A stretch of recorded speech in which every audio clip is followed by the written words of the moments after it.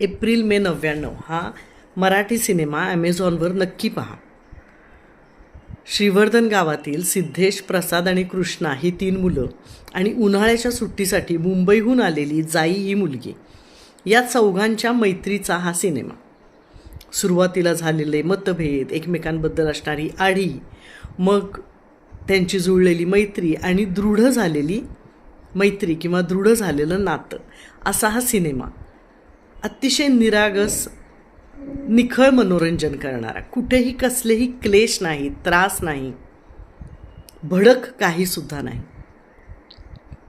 त्यात भटीण काकू नावाचं एक पात्र आहे. त्या समुद्रकिनाऱ्यावर बसून त्या कृष्णाला सांगतात, कृष्णा, त्या होड्या बघ समुद्रात कशा एकमेकींना धरून ठेवतात, एकमेकींना सावरतात, सांभाळतात, बुडू देत नाहीत. मैत्रीसुद्धा तशीच असावी, एकमेकांना सांभाळणारी, सावरणारी, बुडू न देणारी, आयुष्यभर जपणारी. आणि मैत्री करायची असते ती आयुष्यभर जपण्यासाठीच.